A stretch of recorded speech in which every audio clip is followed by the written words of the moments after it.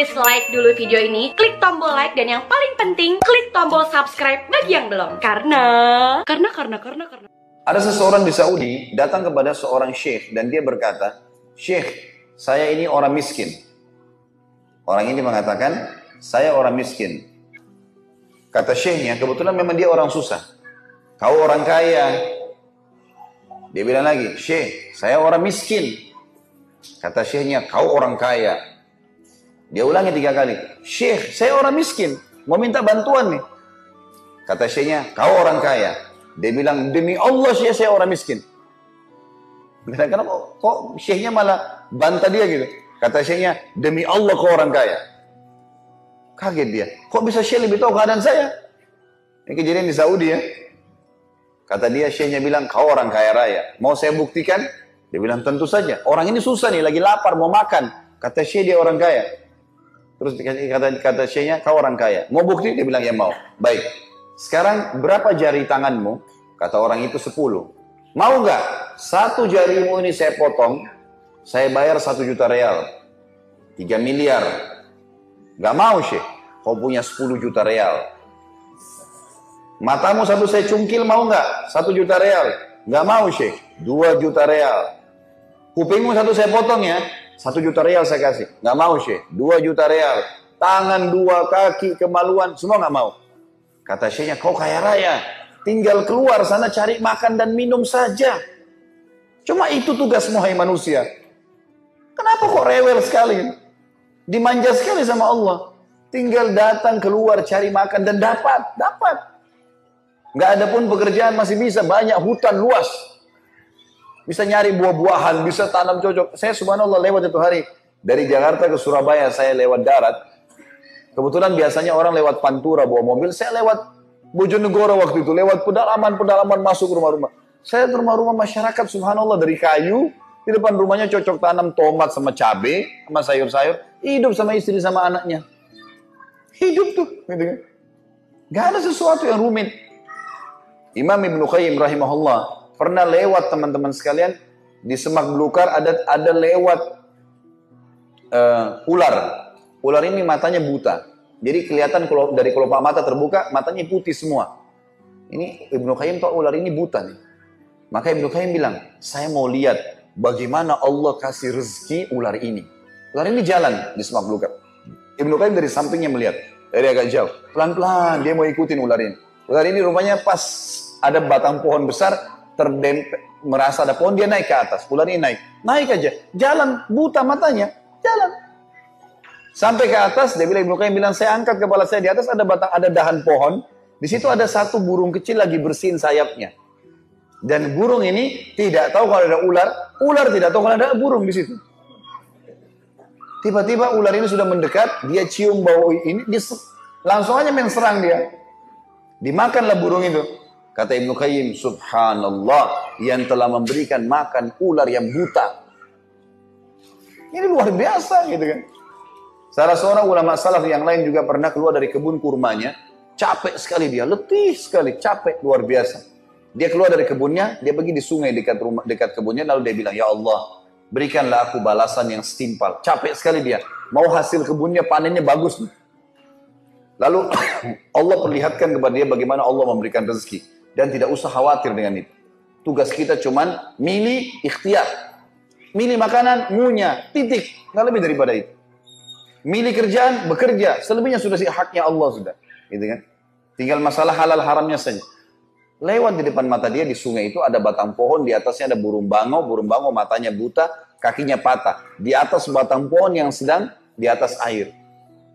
Dia bilang, "Saya mau lihat bagaimana Allah berikan burung ini rezekinya." Dari kejauhan, tak lama kemudian teman-teman sambil dia lihat burung bango itu di atas batang pohon yang lagi berjalan. Kakinya patah, matanya buta. Burung bango ini nggak tahu mau kemana nih. Jatuh cemplung ke dalam air, bisa dimakan oleh buaya dia. Tiba-tiba ada dari kejauhan burung elang, mengambil ikan, mencengkeram ikan, begitu mau terbang, dengan hikmah ilahi, lepas. Ikan itu pas di depannya burung bango, di atas batang pohon itu. Dan burung elang tidak ambil lagi kembali. Burung bango tinggal cium bau ikan, turunin kepalanya, makan, selesai. Nah, ini asas keyakinan Bapak Ibu sekalian. Semua apapun yang kita lihat tidak lihat itu diciptakan oleh Allah Sang Pencipta. Kekuatan kita di situ. Akidahnya di situ.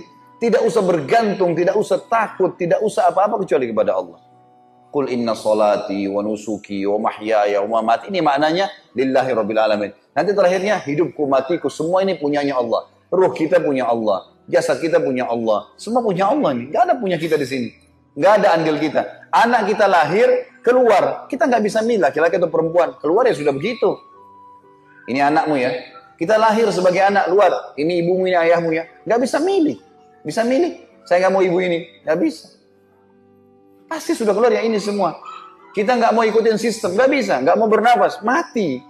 Harus ikut sistem yang sudah ada. Dari mana semua ini gitu? Saya kalau lapar, yang ciptain saya siapa? Ciptain lapar siapa? Yang pandu saya untuk hilangkan lapar dengan makan itu siapa? Gitu. Terus yang siapin semua ini siapa? Teman-teman sekalian, kadang-kadang kita ini melihat hal yang kecil, tidak lihat hal yang besar. Maaf kalau contoh ini pernah didengar, saya ulangi untuk menguatkan saja. Kalau teman-teman di sini lagi ngundang teman mau makan di rumah, ya. Kemudian kita ke pasar beli ayam. Ayam ini saya yakin karena kita mau memberikan makanan buat tamu, kita cari ayam yang terbaik ya. Ayam jago yang besar dan segalanya. Baik, kebanyakan kita begitu sudah dapat ayam, cocok harga, pikirannya pendek. Cuma berpikir ayam ini saya apakan nanti? Kari kah? Digoreng kah? Sebatas itu saja. Udah itu saja yang kita pikir. Kita nggak pikir hal yang lain ya.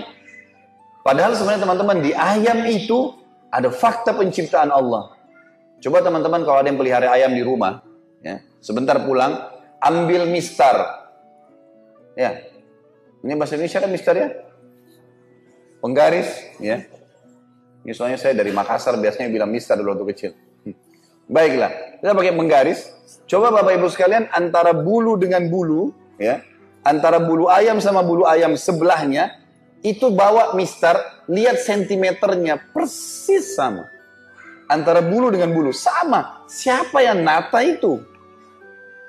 Warnanya setiap tangkai itu ada warnanya, bulunya teratur rapi, ada coraknya, tertata rapi ya. Siapa yang nata itu? Dan siapa yang menata di miliaran ayam? Semua ayam sama tuh begitu semua. Masa depan mata begini kita nggak lihat fakta penciptaan ya? Itu belum kita bicara mulutnya, kokokannya, suaranya segala, baru kita masuk ke dagingnya yang empuk. Banyak. Kadang-kadang kita cuma sembeli ayam, kita direndam pakai air panas supaya bulunya gugur, atau dicabutin baru dibuang di sampah. Nggak lihat di situ. Teman-teman kalau lagi mau pengen makan anggur, masuk di toko anggur, buah-buahan, beli anggur. Oh saya ini ada anggur merah, hitam, hijau. Saya mau yang hitam beli aja. Makan manis, cukup. Kayak banyak manusia seperti itu saja. Coba berpikir teman-teman, siapa yang menata anggur di tangkainya? Tangkai itu setiap tangkai ada anggurnya. Siapa yang menata itu? Siapa yang buat anggurnya? Kulitnya, isinya, bijinya, cita rasanya, aromanya. Siapa yang buat? Dan kenapa nggak pernah habis? Hah? Pernah nggak ada yang temukan di sini tidak ada buah sama sekali? Atau tidak ada sayur sama sekali? Pernah ayam habis? Sudah setiap hari dipersembeli, nggak pernah habis. Dari mana semua itu? Fakta penciptaan kata Allah dalam Al-Quran tadi dikatakan, dialah ya Allah yang telah memberikan kepada kalian rezeki.